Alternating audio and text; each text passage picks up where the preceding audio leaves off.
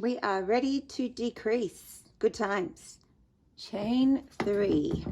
Oops, got caught in my space.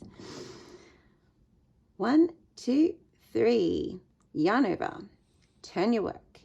We're going to do 2 DC together. In the pattern, it's 2 DC tog. Okay, yarn over and start to work your first DC. Stop, don't finish the stitch. Yarn over again, start to work the second DC. But, oh my gosh, there's 2 together on your hook. Yarn over and pull through all 3 loops. And effectively what we've done here is we've actually joined these 3 stitches together. Okay, that's going to be useful in about 3 minutes, so just remember that. We've effectively joined these 3 stitches together to mirror what happens in this row when 3 stitches come out of 1. That's a really useful idea to have in your head. Mirror these, so 1 DC into the next 4, 2, 3, whoops, and 4. Now we're making some eye sockets in this row, so we're going to chain 6. 1, 2, 3, 4, 5, 6. Yarn over, keep tension with your finger here, and I'm going to work into this loop. I usually would just work up here into the top V of the stitch like always, but I don't like how gappy that looks.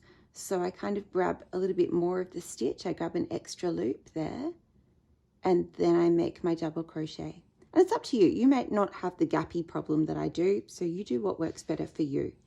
Chain 6, 2, 3, 4, 5, 6. Single crochet into the center chain. There we go. Chain 6 again. 1, 2, 3, 4, 5, 6. Yarn over, hold it there so you don't get a bubble, and double crochet on the other side. Chain 6. 1, 2, 3, 4, 5, 6. And we're going to mirror these guys again. So 4 double crochet. 1, 2, 3, 4. Whoops. Now work 2 double crochet together. Yarn over. Don't finish it. Yarn over. Don't finish it. And this is the kind of tricky spot, okay? Think about this. We're turning these 3 stitches into 1 again. So I'm effectively doing 3 DC together, right? Like this. Yarn over and through. In my pattern, I've actually described it as 2 double crochet together, like always for uniformity's sake, and then a chain 3. And you can also do that. You'll get the same result. Okay, I'm going to do it that way just because that's how I've built my other square. But when we come back to this, you're going to need to remember that we turned those 3 stitches into 1. And this will make your square sit better, but you have to remember that it's not going to be exactly like it was on the other side. Chain 3 and turn. Okay. Because we turned these 3 stitches into 1 effectively, we're actually going to do a nasty little trick where we skip that guy. Don't work into it. We will in all our other rows, but not in this one. And again, if you prefer, you can do 3 DC together. I just don't like the way it makes my work bunch, so I don't do it. Yarn over and work your 2 DC together over the next 2 stitches. Okay, so there'll be those 2, the next 2 DC in the row. Ta-da! Then 1 into the next, 1 into the next. Guess what? 1 more working into this space here, please. Oh, I just have to see how many I meant to chain this time. I've lost my spot. All right, please chain 5. 1, 2, 3, 4, 5. 4 single crochet. 1, 2, 3, 4. 1 half double crochet. Chain 1. 1 half double crochet. And 4 single crochet. Whoops. 1, 2, 3, Oh my goodness, that was a fiasco. I worked into the stitch instead of around the chain. Don't do that. 3, 4. Phew! All right, chain 5. 2, 3, 4, 5. You're going to work into this space here. And then, move over. There we go. Into the next double crochet. Into the next double crochet. Ooh, one more. And we just check that it reflects your other side. Oh, I should only have done 3. Whoops. 3, sorry. 2 together, like we always do, because that's how we get our decrease. There you go. And then 1 in the last.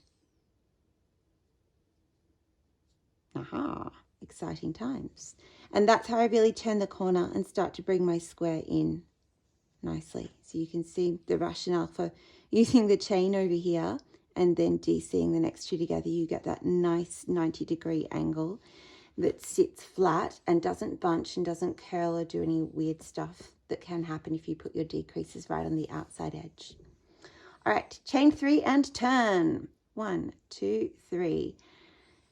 Ignore the stitch at the bottom, but you are going to work into this guy now, your old DC2 together, and another DC, and attach those 2 together, and there is your decrease for that row, and it pulls right in nicely. Put 1 into each of the next 2. 1,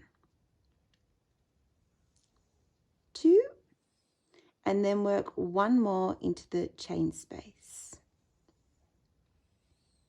Aha! Chain 4. Work 2 DC together into your first 2 single crochet here. That's how we bring the face in and give it some cheekbones. Ta-da! Do that again over the 3rd and 4th single crochet. Ta-da! Half double in the next stitch. So yarn over, work into it, and shorter stitch. Half double in the chain space. Half double in the next stitch. And just be careful, think about your stitch placement. That's going to be 2 together, that's going to be 2 together. That's where you've got to work. So don't invent an extra stitch for yourself, because that will be annoying. We've created that little filled in space now. Double crochet 2 together. Ta-da! Double crochet 2 together again. And there is your cheekbone area. How good is that? Love me some cheekbones. All right, please chain 4, 2, 3, 4. Double crochet into the space. You don't want too much negative space or you're going to have trouble, making this into a dress or a top or a cardigan. Work your double crochet along. But, look at this. I've only got 3 stitches left. So now I have to work my 2 double crochet together.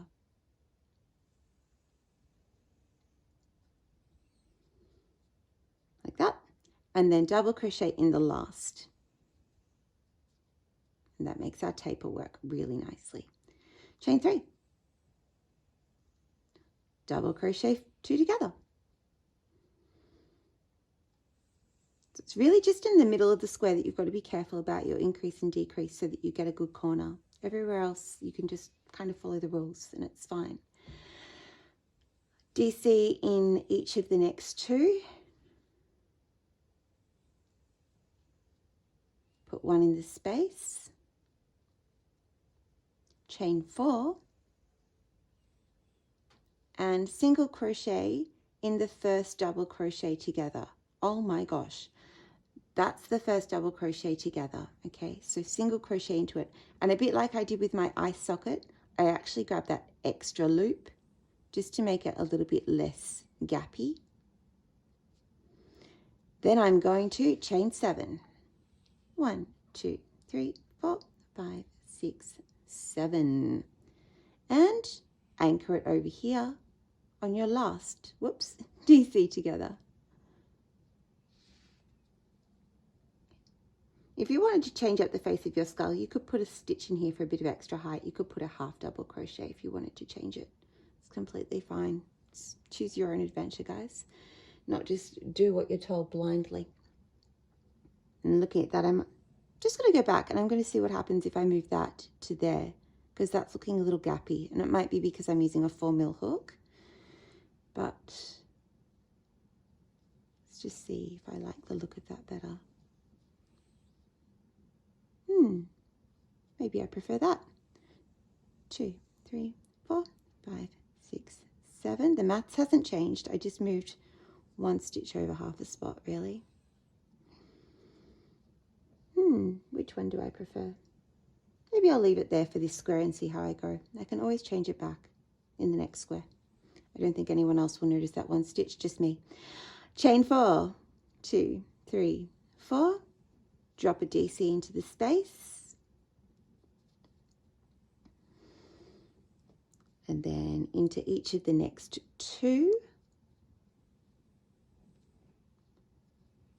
And then you're ready to DC these last 2 together for your decrease. And pop 1 double crochet in the last. Chain 3. Turn your work. 2 DC together. That wasn't a surprise, was it? Hope not.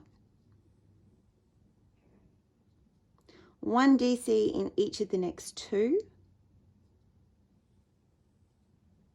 1, 2. 1 DC in the chain 4 space. Now chain 4. 1, 2, 3, 4. And work a half double crochet into the first SC. So that's your little anchor single crochet there. Yarn over and half double into that guy. Squeeze. All right. Then in the chain 7 space, you're going to work 2 more half double crochet. 1, 2. We need a chin, so let's do 3 double crochet. 1, 2, 3. Symmetry is important, so 2 more half double crochet.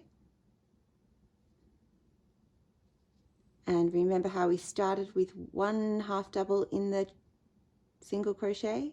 Do that again. So you've actually worked 3 half doubles, 3 doubles, and 3 half doubles in total. You started in the first single crochet, then you continue along the chain 7 space, and then finish up in the last anchor single crochet. Chain 4. Pop your DC into the space here. It's going to look a bit bunchy again, but don't worry, as you finish the rest of the square, these curves will get pulled down, so don't panic. 1 DC into each of the next 2. Then DC 2 together. Whoopsie daisy. Go. 2 together, clunk, and DC in the last. Chain 3 and turn. 2 DC together. What a surprise. 1 DC in each of the next 2. 1, 2. 1 DC in the chain 4 space. Chain 2. Ooh, short. DC in the center DC of row 14. So you're looking for your middle of those 3. If you can't see the height difference, you can just count across. 1, 2, 3, 4, 5, because you have a block of 9 stitches there. So put your DC into the 5th stitch or the center double crochet. Chain 2. And drop a DC into this chain 4 space over here. And this is, again, it's going to bunch at the minute because you don't have the rest of the square to pull it flat, but just have faith and keep going. 1 DC in each of the next 2. 2 double crochet together.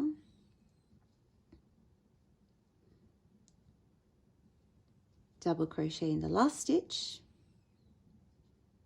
Chain 3 and turn. Ah, 2 DC together. DC in each of the next 2. Drop 1 in the chain 2 space, and then 1 in the center DC. Okay, so I know there's a chain 2 space here, but don't get greedy. You only put 1 DC there. 1 into the center, 1 into the space, 1 in each of the next 2. Now 2 DC together. Oops, I caught the wrong part of my stitch, sorry. There we go. Hey Monty, you're waking up. And DC in the last stitch. Look how close we are, we're nearly there. You will need to do a little bit of pulling because naturally this would like to make a diamond shape, but it's sitting like that because of the chains over here. Okay, once you do your border, it will pull out to a square, I promise you. Chain 3 and turn. 1, 2, 3. 2 DC together, 2 DC together. Okay, I said that twice because you actually do it twice. 2 DC. Now do that again. 2 DC together. There we go. Now 1 single lonely DC all by itself in the next, and then 2 more sets of 2 DC together. 1, do it again, 2, and 1 DC in the last. Wasn't that easy? Great. Chain 3 and turn. Bit more decreasing. So work 2 DC together. There we go. 1 DC in the next all by itself. And again, this is just how I spin the maths because I like things to sit flat. I have big issues with bunching. 2 DC together.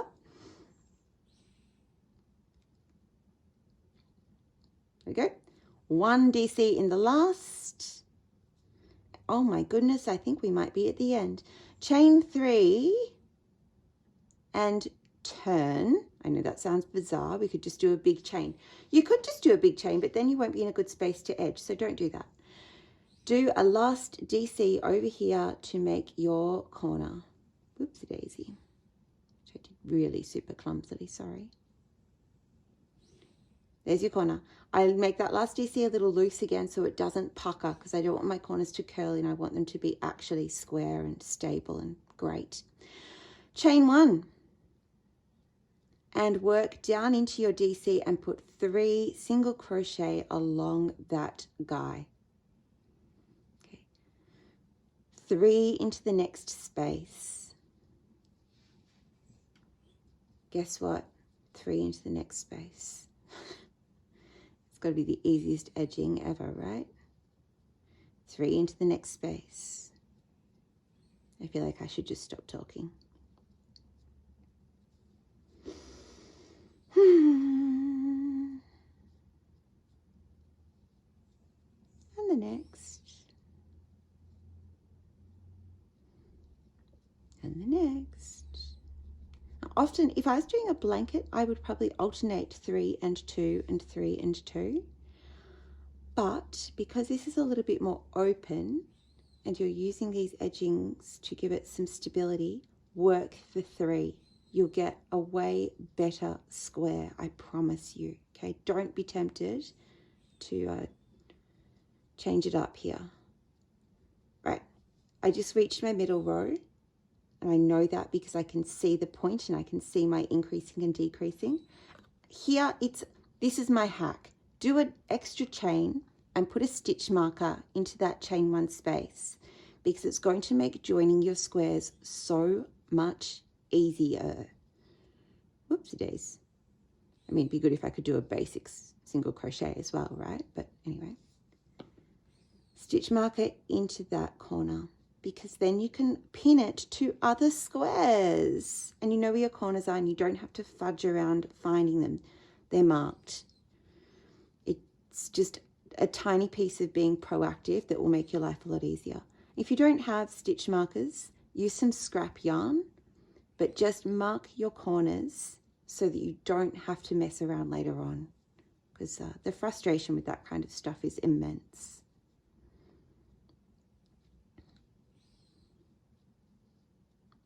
In the pattern, I've actually included some illustrations of how you might arrange your squares or tessellate them to make various things like a crop top or a long top or a skirt or a mini or a maxi or a bag or a granny cardi.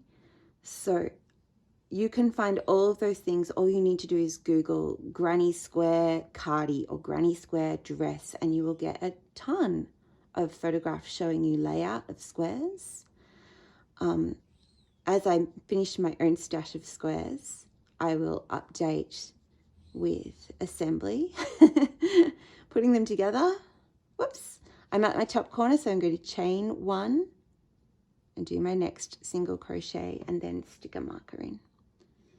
After the lecture I just gave you on making life easier. Oopsie daisy, I should have probably done a few extra single crochet and then gone back to insert the marker. I have my tail here from where I started, so I'm just going to fold that down the side of my work and single crochet over it for neatness, because I hate sewing in ends with a passion. And if you have your ends flopping freely when you go to make your squares into your bag or dress or cardi or whatever, it's just another thing you've got to take care of, which you didn't need. You can deal with it now. Just deal with it now. Be proactive. 2, 3, coming up to my, what is this, my third side, I think. Yeah. Don't worry too much about anything except keeping your single crochet at an even tension. Okay, it doesn't matter if they're bunching up a little bit or if you feel like you're cramming them in or they've got too much space between them sometimes. Just put them in. You can faff about with all of them later, but right now just get them done. Oops, I lost my end. Come back here. I often pull my end out a little longer than I really need it worked in. It's always like using it like a gather stitch. Pulling this and it makes all of this stuff bunch up, because then I know I'm working it in right to the end of the stitch. Am I at my corner? Nope, nearly. 1, 2, 3. Here's the corner. That's where my increases meet my decreases. So I'm going to chain 1 and I'll just work my 3 into the next, and then I'll put my stitch marker in, because then I don't lose my little chain 1 and I don't have to fight with the stitch marker as I'm working. Okay. Here we go. Ignore that bit. Okay, don't crochet into that, only crochet into the gaps. I feel that we all know this, but just in case it needed to be said, I'll say it. You can ignore that little end now. I know I've crocheted way past its span of length. 2, 3, 1, 2, 3. And look, you don't have to do this border of single crochet. Though by now you're probably on the home stretch going, well, I'm nearly done now, so why are you telling me this? Some people do prefer a finer, like more spidery look, and that's totally up to you. I am going for a very square and defined look, and I want these to sit evenly, so I'm choosing to single crochet. You may also like to block them, so you either wash them and lay them out flat. You can use a blocking board with pegs, which I don't actually own, to do this if you want to stretch them a little bit and make them open out more. Or you can just lay them out flat and, you know, let the sun bake them. here I am back at my start, where I'm going to chain 1 and slip stitch to the top of my previous single crochet, and then all I need to do is pull that loop through, cut it off. Would you believe I don't have any scissors here? Sorry, I'll just pull it. You can all pretend that I cut it there and I pulled the excess yarn through. And I will insert my chain marker in my chain 1 there so that I never have to look for it again.